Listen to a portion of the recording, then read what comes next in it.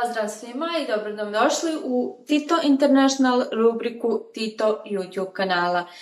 Iako smo ovu rubriku započeli na engleskom jeziku, ipak ćemo se zadržati na bosanskom jer je naša publika bosansko-hercegovačka. Ukoliko budemo naravno imali publiku koja je potreban engleski jezik, prijevod na engleski jezik, to će moći imati u titlovima koje vidite na našem ekranu. Danas imamo jednu jako interesantnu temu. Ostanite s nama, vidimo se uskoro. Sigurno sam da će vas neke od narednih činjenica koje ćemo podijeliti s vama zadržati u trčanju. Ili čak nagovoriti da počnete trčati. Vidimo se. Istražujući historiju trčanja, trkačke navike, rutine, pa čak i zdravstvena stanja, naučnici su došli do zaključka da postoji 15 zajedničkih karakteristika koje vežu apsolutno sve trkače širom svijeta. Pa šta je to, koje su to stvari koje su jako bitne što se tiče trčanja i samih trkača?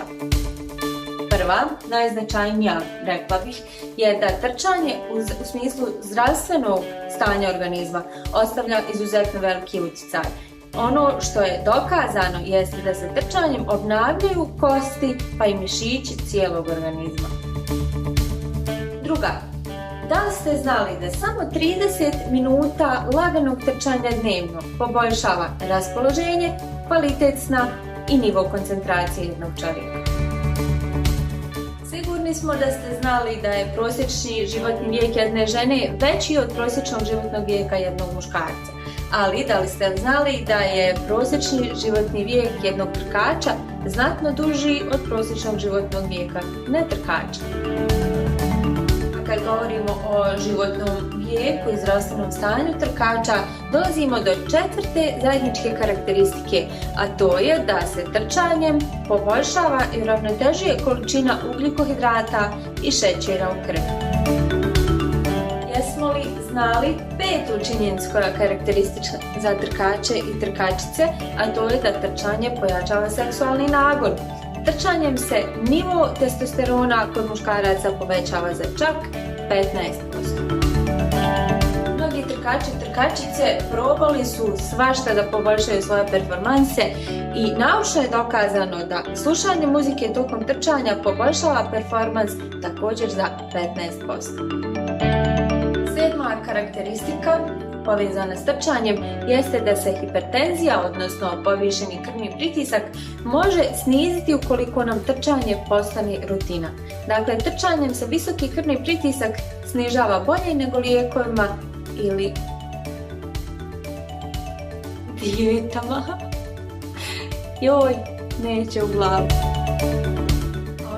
Definitivno hoću u glavu i što nikad ne zaboravljam kad krenem na trčanje jeste da se trčanjem troši najmanje 10 kalorija po minuti. Dakle, najmanje. Ako idete brže i ako imate još neke jače treninge trkačke, onda i više. To se ne zaboravlja. A kad pričamo o trčanju, neminovno je da pričamo i o trkačkoj opremi. U svijetu se godišnje proda više od 1 milijardu trkačkih patika. Zamislite koliko novca stoji iza svega toga. Kad govorimo o profesionalnom trčanju, vjerovatno većina od nas pomisli na našu braću i sestre, crnce i crnkinje iz Afrike, koji su izuzetno brzi i koji uglavnom pobjeđuju na svim trkačkim takmičenjima. Nije ni čudo što pomislimo na to jer je među top 20 trkača koji se profesionalno bave time, koji trče profesionalno, čak 12 njih je iz Kenije. A ove brojeve definitivno ne mogu da zapamtim na pamet jer ih je previše i mnogo ih je, pa ću vam pročitati. Dakle, dok trčimo, čak 112 ligamenata, 26 kostiju, 33 zgloba, svi živci, krvne žile i tetive rade zajedno. Jeste li znali da se trčanje mogu prevenirati kardiovaskularne bolesti? Malo prije smo spomenuli 1 milijardu trkačkih patika koje se prodaju tokom jedne godine. Istraživači sa univerziteta u Bernu došli su do zaključka da nošenje jeftinijih pari patika smanjuje mogućnost nastanka povreda. A i životinje trče, a najbrža životinja je gepard, koji trči čak 110 do 120 km/h.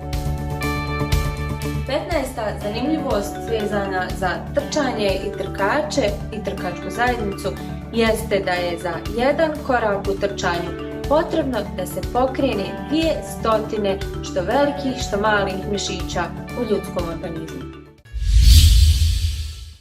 Sad poslušajte sve ovo zajedno i razmislite o tome da li ćete nam se pridružiti na trčanju, dođite na neke naše zajedničke treninge ili jednostavno izađite, trčite sami. Sigurna sam da ćete biti zadovoljni i vi i vaša okolina s onim što ćete dobiti kad stvarno pokrenete tih 200 mišića i izađete napolje. Sretno!